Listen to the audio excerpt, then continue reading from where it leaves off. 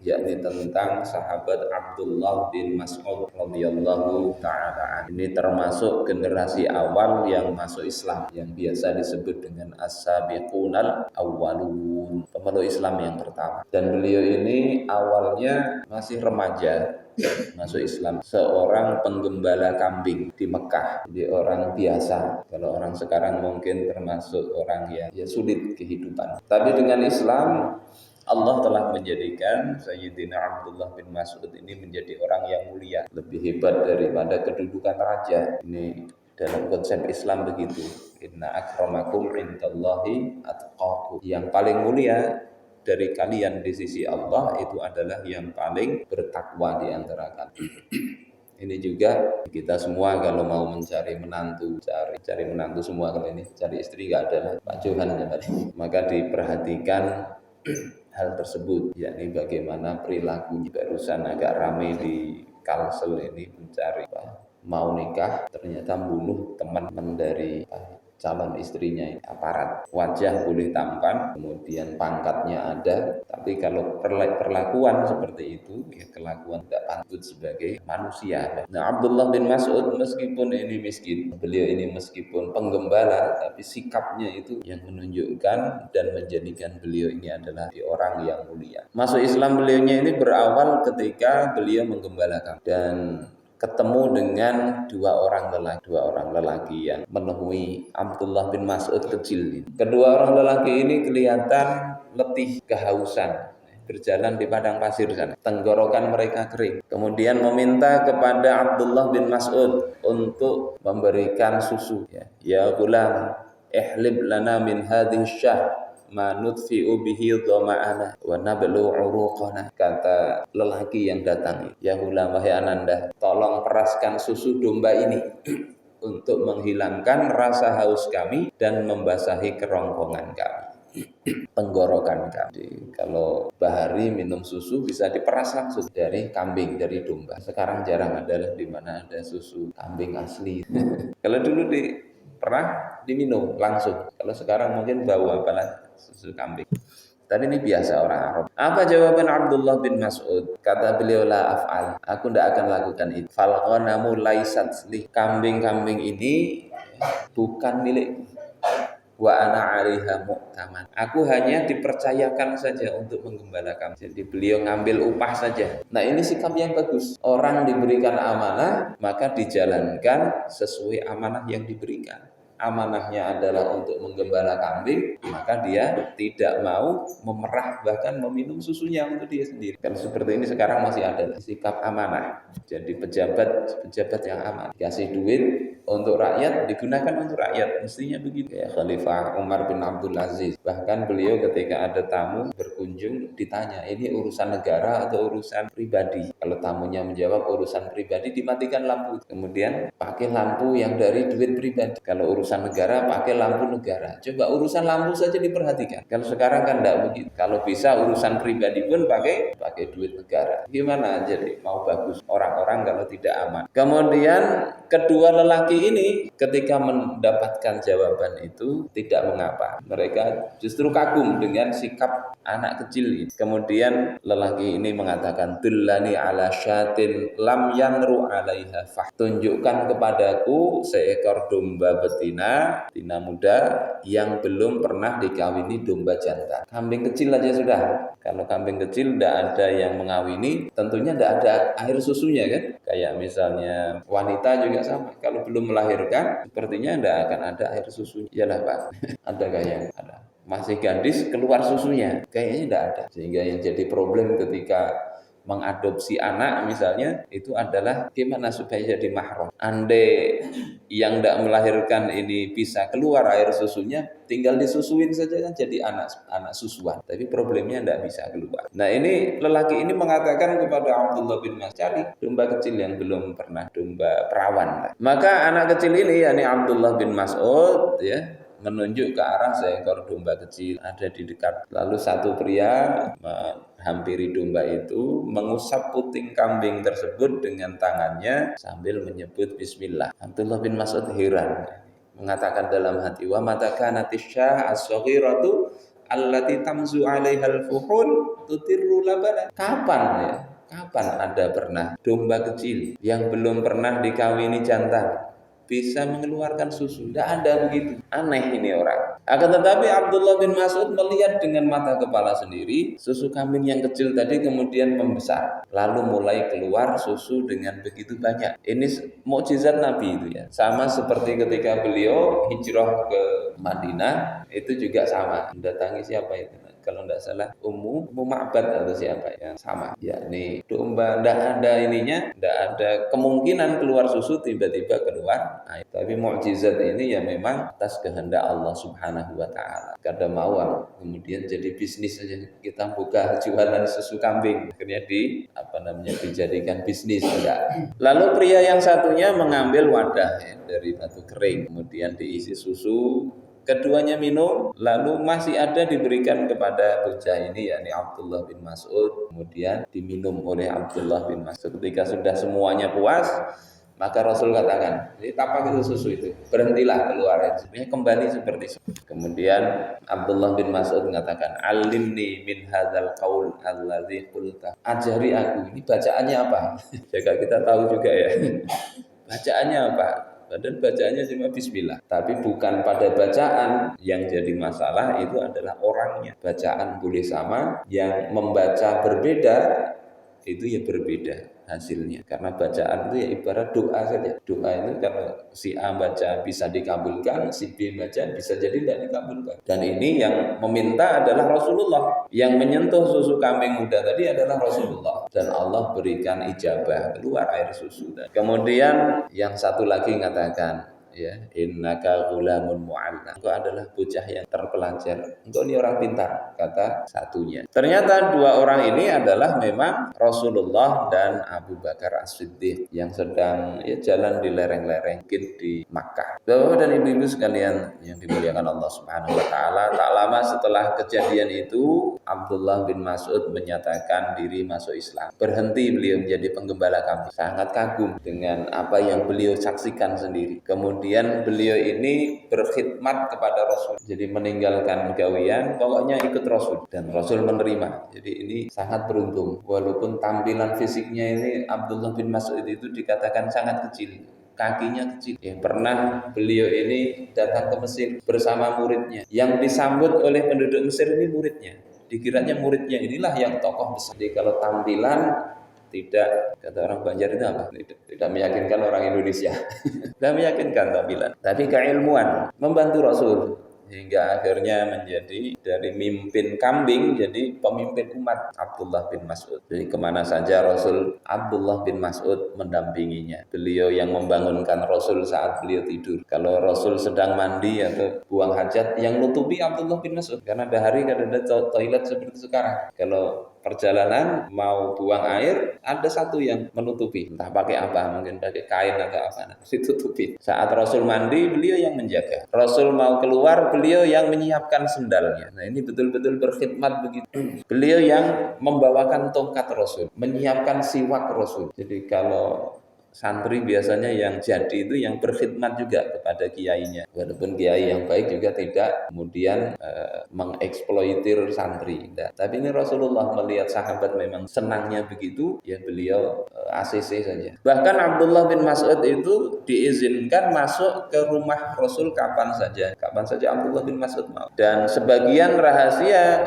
Rasulullah itu diketahui oleh Abdullah bin Mas'ud, sehingga beliau itu dikenal sebagai penjaga ya rahasia Rasul, sahibu sirri Rasulillah, orang yang tahu rahasia Rasulullah sallallahu alaihi wasallam. Hal-hal detailnya tahu Abdullah bin Mas'ud. Sampai dikatakan innahu aqrabun nas ila Rasulillah hadyan wa samta. Abdullah bin Mas'ud itu adalah orang yang paling dekat kepada Rasul. Dalam hal apa? Petunjuk dan akhlak. Akhlaknya itu ya mirip paling dekat dengan Rasulullah. Nah ini yang tidak bisa didapatkan dari pengajian online. Kalau online kan tidak tahu itu keseharian. Termasuk kalau sekedar hadir di pengajian, tidak tahu keseharian. Apa kondisi keseharian. Karena orang itu kan berbeda, tampil di pengajian, ngisi pengajian dengan sehari-hari di rumahnya ngapain. Nah, Abdullah bin Mas'ud itu tahu akhlaknya Rasul, dan beliau yang paling dekat meniru Rasulullah Shallallahu Alaihi Wasallam. Dan beliau ini orang yang paling paham Al-Quran.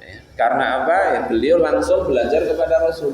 Turun saat Al-Quran turun, beliau yang menemani Rasulullah Shallallahu Alaihi Wasallam. Sehingga ada kisah menarik pada masa Khalifah Umar bin Khattab. Ada orang yang lapor kepada Umar. Saat wukuf di Arafah, dia katakan kepada Umar, "Ya Amirul Mukminin, wahai Amirul Mukminin, aku datang dari Kufah. Di sana ada seorang pria yang mendiktekan mushaf Al-Quran dari luar kepala." Umar ini pada masa Umar, beliau mengutus Abdullah bin Mas'ud untuk menjadi guru umat di Kufah. Jadi kalau orang-orang Kufah itu nanti murid-muridnya ya Abu Hanifah, madhab Hanafi, itu sumber ilmunya sanadnya ke Abdullah bin Mas'ud. Hingga kalau dicari guru besarnya siapa madhab Hanafi ke jalur sahabat ya Abdullah bin Mas'ud, karena beliau yang dikirim mengajari umat Islam Kufah untuk belajar Al-Quran, belajar Islam. Nah, Imam Asy-Syafi'i tidak sempat ketemu Imam Abu Hanifah, beliau belajar ke Imam Malik di Madinah. Setelah selesai dari Imam Malik, beliau tidak mau ketinggalan untuk mendapatkan faidah dari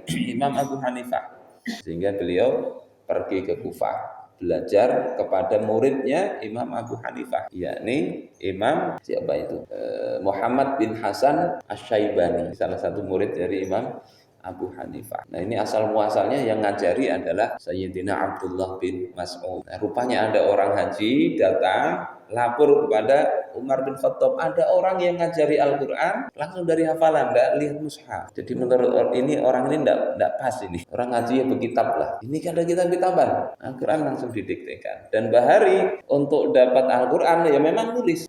Jadi Al-Quran ditulis tangan. Maka ada yang mendiktekan. Hingga dulu kalau orang pintar nulis ya salah satu kerjaannya nulis Al-Quran. Tidak ada percetakan. Mendengar laporan ini Umar langsung marah. Padahal jarang Umar itu marah kalau sekedar ditanya begitu. Jadi ini membahayakan kalau begitu. Kemudian bertanya, "Man huwa waihan?" Celaka engkau, siapa yang seperti itu? Maka orang tadi mengatakan, "Abdullah ibnu Mas'ud yang ngajari Al-Quran tanpa melihat dari kepala itulah." Maka amarah Umar langsung reda. Yang awalnya marah betul, akhirnya tidak marah lagi. Terus berkata, "Waihak, celaka engkau. Wallahi ma'alamu annahu baqiya ahadun minan nas ahaqqu bihadzal amri minhu."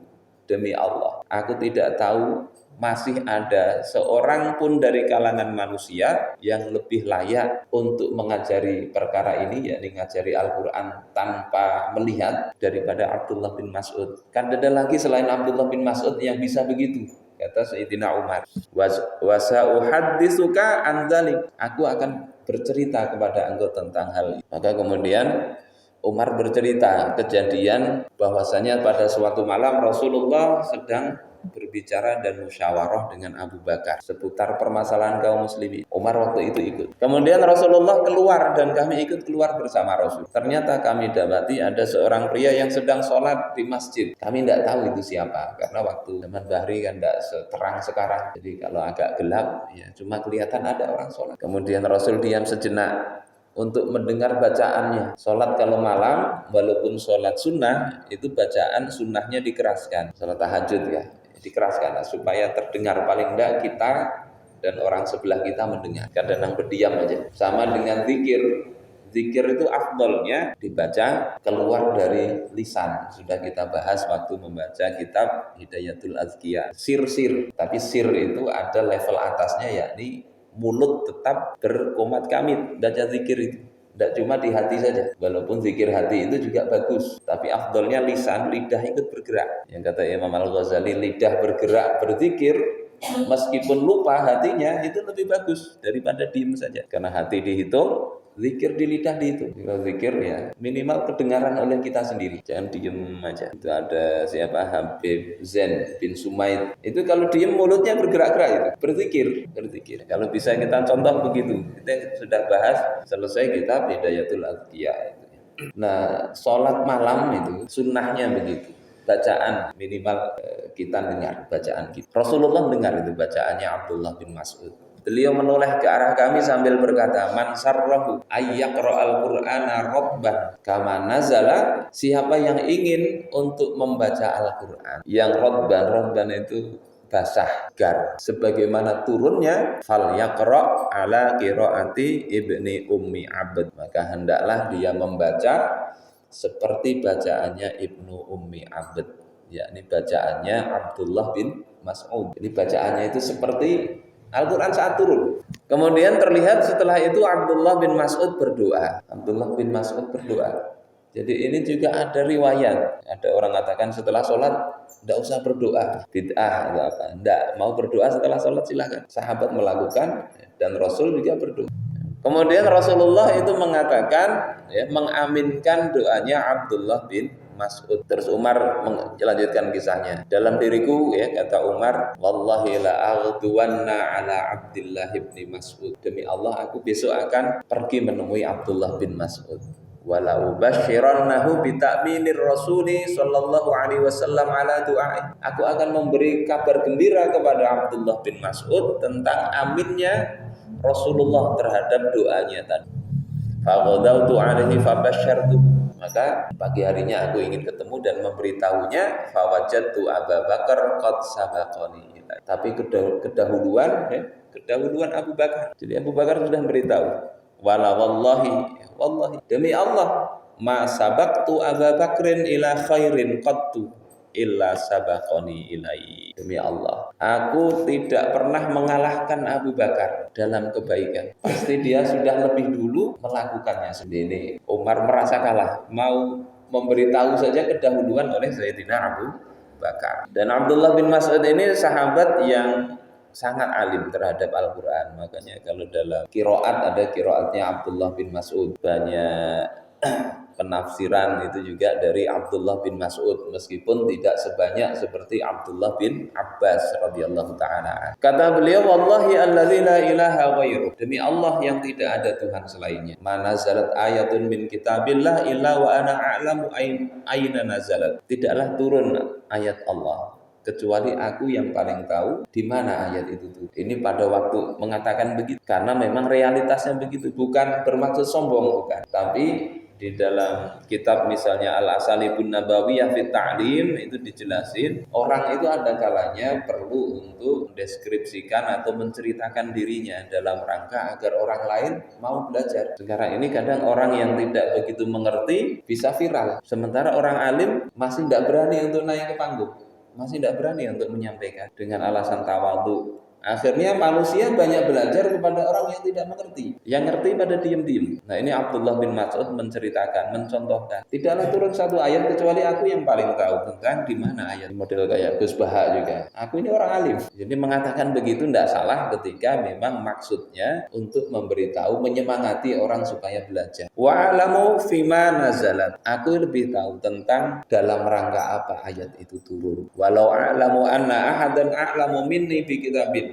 andai aku tahu ada orang yang lebih alim dariku tentang kitabullah, tanaluhul matiyu, yang jalannya itu bisa kudatangi, la ataituhu, aku pasti datang belajar kepada. Ini Abdullah bin Mas'ud radhiyallahu taala. Dan ringkas cerita, di kitab itu banyak ya cerita keutamaan bagaimana pinternya Abdullah bin Mas'ud ketika menjawab persoalan-persoalan yang muncul tentang bagaimana ayat yang paling agung. Beliau jawab itu ayat kursi. Kemudian ditanya ayat yang paling bijak, maka beliau menjawab, innallaha ya'muru bil adli wal ihsan wa ita'i dzil qurba. Sungguh Allah memerintahkan untuk berbuat adil, baik, dan memberikan bantuan kepada kaum kerabat. An-Nahl 90. Kemudian ditanya mana ayat yang paling ajma', paling lengkap. Beliau jawab, "Fa may ya'mal mithqala dzarratin khairan yarah wa may ya'mal mithqala dzarratin syarran yarah." Siapa yang beramal kebaikan sebiji zarrah, dia akan melihatnya. Begitu juga keburukan. Ini kata beliau ayat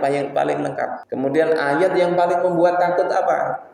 Kata beliau, laisa bi amaniyikum wala amaniyi ahlil kitab, may ya'mal su'an yujza bih wala yajid lahu min dunillahi waliyyan wala nasira. Pahala dari Allah itu bukanlah menurut angan-anganmu yang kosong, dan juga bukan angan-angannya ahlul kitab. Kemudian may ya'mal su'an yujza bih, Siapa saja yang berbuat buruk kejahatan, niscaya dia akan diberikan balasan kejahatan. Ini ayat yang menakutkan. Bagaimanapun menyembunyikan kejahatan pasti dibalas. Kemudian tidak bisa mengelak, wala yajid lahu min dunillahi waliyya wala nasira. Dia tidak akan dapati selain Allah penolong. Tidak ada penolong lagi. Tidak bisa nyogok ke sana sini. Kemudian ayat apa yang paling memberikan harapan? Kata Abdullah bin Mas'ud, "Qul ya ibadiyalladzi asyrafu ala anfusihim la taqnatu mir rahmatillah." Wahai hambaku yang telah keterlaluan dalam berbuat kezaliman kepada diri mereka, jangan putus asa dari rahmat Allah. Innallaha yaghfirudz dzunuba jami'an. Allah itu mengampuni seluruh dosa asal mau bertobat, semua dosa. Jadi ini ayat yang paling memberi harapan dan seterusnya. Dan kita langsung ke bagian akhir saat wafatnya. Saat wafat, beliau didatangi oleh Khalifah Utsman bin Affan. Matashtaki, apa yang engkau keluhkan? Maka kata Abdullah bin Mas'ud, dzunubi, dosa-dosa. Jadi beliau ini meskipun begitu itu masih merasa banyak kesalahan. Jadi bukan kemudian di antara godaan setan itu kan membuat orang itu merasa bersih, merasa tidak ada kesalahan. Sebagaimana ketika Imam Ahmad itu mau meninggal, kata putranya itu sudah ditutup matanya, mau diikat kepalanya itu. Biasanya kalau meninggal diikat sini supaya tidak terbuka mulut. Kata Imam Ahmad ternyata belum mati itu. La ba'd. Tidak belum. Beberapa kali dilakukan begitu. Sampai akhirnya anaknya bertanya, "Wahai bapak, tadi kukira sudah wafat. Kenapa engkau katakan la ba'd?" Tidak belum. Kata Imam Ahmad, tidakkah kau tahu iblis itu sekarang ada di sampingku, sedang menggigit jarinya. Kemudian mengatakan, ya Ahmad futtani, wahai Ahmad engkau telah terlepas dari godaan, engkau sudah selamat nih. Maka kata Imam Ahmad, la ba'd hatta amut, tidak belum selamat dari godaan setan iblis sampai aku betul-betul mati. Jadi termasuk yang digunakan setan itu bikin orang seolah-olah jadi tanpa dosa. Nah, Abdullah bin Mas'ud enggak begitu. Bagus tapi tetap merasa banyak kesalahan. Utsman bertanya, "Fama tashtahi?" Apa yang engkau harapkan? Engkau inginkan itu apa? Maka kata Abdullah bin Mas'ud, "Rahmata Rabbi." Aku mengharap kasih sayang Allah Ta'ala. Jadi saat meninggal itu banyak berharap. Saat-saat sekarat dosa diampuni itu mulai, kalau di sebagian kitab dikatakan kalau masih hidup itu banyaklah takut pada Allah, al-khauf, supaya tidak kepikiran bermaksiat. Saat meninggal, mau meninggal banyaklah berharap pada Allah Ta'ala, berharap kasih sayang Allah. Kemudian Utsman mengatakan, ala amuruk laka bi'ata'ikal ladzi imtana'ta an akhdhihi mundzu sini. Tidakkah sebaiknya kuperintahkan untuk memberikan harta gaji engkau. Jadi beliau ini dikasih oleh negara duit, tapi beliau tidak mau. Allazi imtana'ta, engkau tidak mau mengambilnya mundu sinin, sejak beberapa tahun. Bertahun-tahun tidak mau beliau. Ini orang baharilah.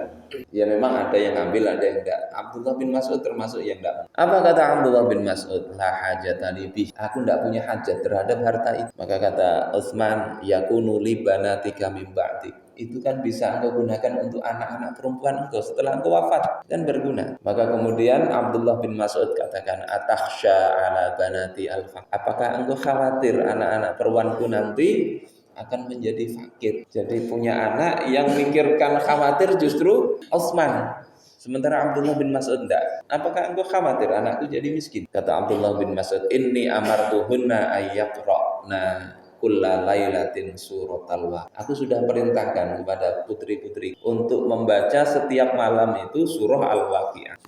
Wa inni sami'tu Rasulullah sallallahu alaihi wasallam yaqul, dan aku mendengar Rasulullah sallallahu alaihi wasallam berkata, bersabda, man qara al-waqi'ah kullalailah lam tusibhu faqatun abada. Siapa yang membaca surah Al-Waqi'ah setiap malam, dia tidak akan tertimpa kefakiran selama-lamanya. Jadi ini percaya betul Abdullah bin Mas'ud kepada sabda Rasul. Namun kita kira-kira kita ambil duitnya lah. Halal untuk anak-anak. Sementara kita membaca surah Al-Waqiah kan tetapi yakin juga.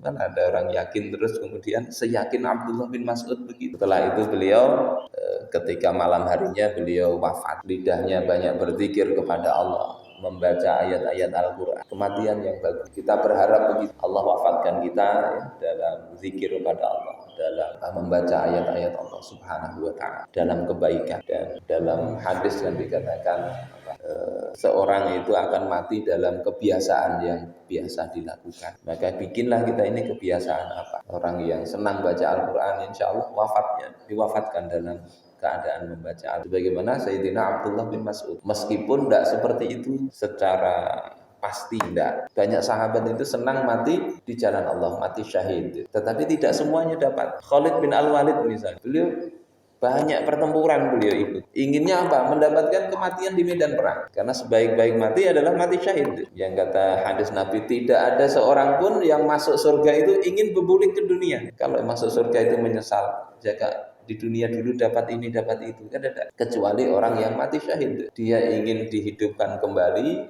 ingin mati lagi 10 kali mati syahid karena melihat bagaimana kemuliaan mati syahid. Tapi itu tidak semuanya bisa dapat. Orang yang seperti Khalid tadi, kata beliau, tiap badanku itu ada bekas luka dalam peperangan. Tapi lihatlah, bukalah mata orang-orang pengecut. Aku mati seperti seekor unta yang di pembaringan, tidak mati dalam medan peperangan. Ya kita berharap minimal mati dalam ketaatan. Kata Rasulullah, barang siapa yang menginginkan mati syahid dengan sebenar-benarnya, maka Allah berikan, tingkatkan derajat dia itu akan sampai seperti orang yang mati syahid, meskipun dia itu matinya di ranjang dia, diranjang. Mudah-mudahan Allah Subhanahu wa taala berikan husnul khotimah kepada kita, dan Allah pertemukan kita nanti di akhirat dengan kisah-kisah dengan sahabat yang kita baca riwayat sebagaimana hadis ya, anta ma'aman ahbabta, engkau nanti bersama siapa yang engkau cinta. Kita baca kisah ini harapannya muncul kecintaan kita kepada sahabat dan Allah pertemukan.